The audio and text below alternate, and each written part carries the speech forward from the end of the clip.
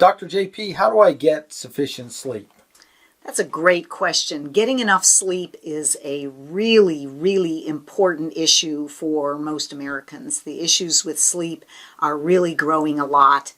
And this has many different reasons. Part of it is because we have electricity, and so we stay up a lot longer than we did when we were cavemen. And with our extraordinarily busy lives and a lot of stress and demands on ourselves, people tend to put sleep farther down on their priority list because they feel like it is so important to get these other things done. However, I can say that ignoring sleep is a surefire way to create all kinds of problems in your life.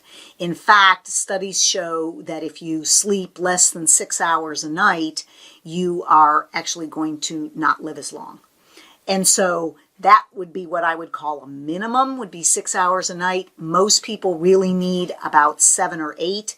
And for many people, it's simply making it a priority that they get ready for bed at a certain time. And doing that in a sort of ritualized fashion or a repetitive way of doing it is a way to help your body signal from the sympathetic nervous system, which we're on all day long. This is driving us to run away from the tiger, whether that is meet your deadlines or get your kids what they need or pay your bills or whatever it is. That is driving us all day. And this is often the reason that people can't really turn off at night and go to sleep, because they're stuck on that wide open throttle. And so if you develop some small ritual that helps your body know, okay, it's time to settle down, it's time for me to switch over into the parasympathetic nervous system, which is rest and digest and repair, that's what is really happening at night. So sleep is not just downtime. This is actually, it's more like a pit stop. You know, when you go to NASCAR, they have to change the tires, they have to change the oil, put in more gasoline, have to clean the carburetor, whatever it is. Those are the things that are happening when we're sleeping. And in humans, this is activating the immune system, making neurotransmitters in the brain and the gut, which are both important for both places, making hormones, and detoxification especially happens at night. And so if we aren't getting enough hours of sleep or we're not getting good sleep, it's very hard for all of those systems to turn on. So I recommend doing something. Many people read a book or something like that to signal to their body that they're going into this repair mode. One of the things that there is greater and greater evidence for is that we really need to avoid screens. Screens of any sort, whether we're talking about phones, tablets, computers, televisions, because all of these have, no matter what color you put over the top of them, they actually have blue in the background. And that blue, it goes into the pineal gland, which is a tiny raisin-sized organ in your brain that is sensitive to light. And as we were cavemen, when the blue was coming up, that meant the start of the day and the blue sky. And as long as it was blue, we were supposed to keep going and doing things. And then when sunset came and it got kind of red in the evening, we knew that our bodies were supposed to wind down.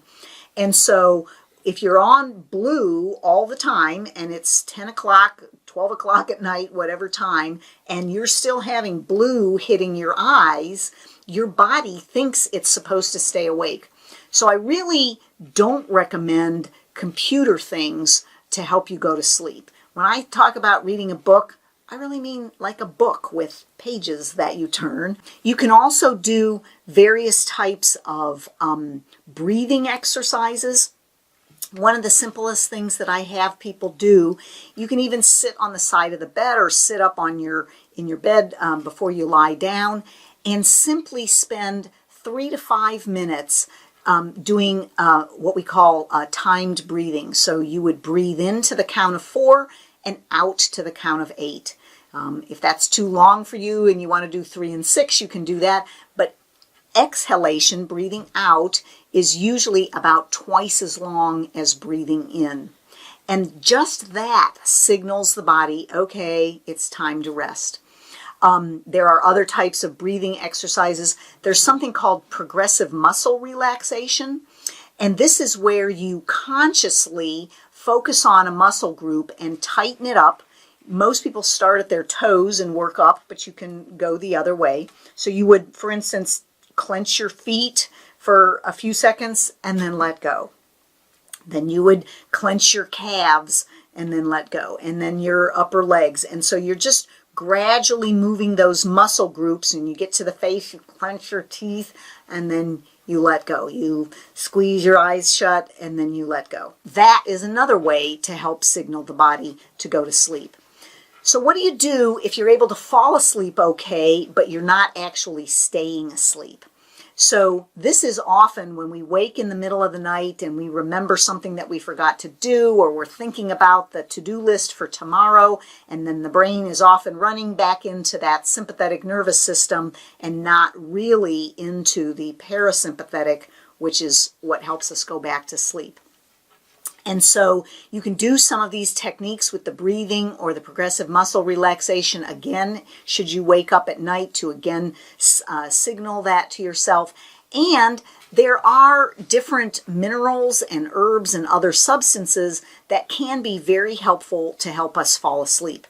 So one of the things that I recommend, and many of these you can actually take when you first lay down to go to sleep, and they actually help you to stay asleep through the night, because I really discourage people from using prescription medicines on a long-term basis. If you're having a short-term issue that you need to get through a week or two and using some sort of medication for sleep, that may be necessary. But for instance, benzodiazepines and medications like zolpidem, which are really common prescriptions for sleep, are not intended to be used long term. They have been associated with things like memory loss and cancer, neither which are something that anybody wants. So really not good choices for long-term use. The first thing that I usually recommend for people is actually to use a form of magnesium. Magnesium is very relaxing. It literally relaxes your muscles and nerves. And the form of magnesium that you use can be really important. So I don't recommend magnesium oxide or magnesium citrate. Those are mostly to help you get regular bowels. For sleep, we want to use magnesium glycinate or magnesium threonate. Both of those are really good things that get transported into the brain and the nervous system, and they actually help us to calm down and sleep better. And there is data that shows that it can help you to stay asleep as well as falling asleep. There are various other herbs that can be used. Valerian, passion flower, wild lettuce, Jamaican dogwood. Those are useful. And I find cocktails of those things often are better than using just one. So you could try drinking valerian tea or something, but finding a sleep supplement that has several of those different herbs in it at the same time can be quite useful. A question that I get a lot at the clinic is about something called GABA. GABA is our calming neurotransmitter. Most of our neurotransmitters like serotonin and dopamine are actually activating, but GABA is causing us to calm down. So people say, well, why shouldn't I just take GABA and that'll help me calm down at night? It is certainly something that you can try. If it helps, that's okay. However, that gives you a clue, if it helps, that something is actually fairly wrong, because GABA is a very large molecule, and if it gets all the way from the stomach into your brain, it actually means that you probably have a permeable blood-brain barrier, what we call leaky brain. Leaky brain's not a great thing. And so if GABA works for you, we actually use that as a little diagnostic test that we have more work that we need to do on the brain. And one of the reasons that you may be having trouble either with not sleeping well or sleeping a lot of hours but not feeling refreshed may be because of inflammation going on in your brain, which can be due to toxins or hidden infections. And inflammation in the brain is highly associated with depression and anxiety and ADHD, concentration issues, as well as dementia and problems like multiple sclerosis and Parkinson's disease. So if you take some GABA and it works, that's a sign that you should be seeing a functional medicine doctor to get more information on and lab testing on leaky brain.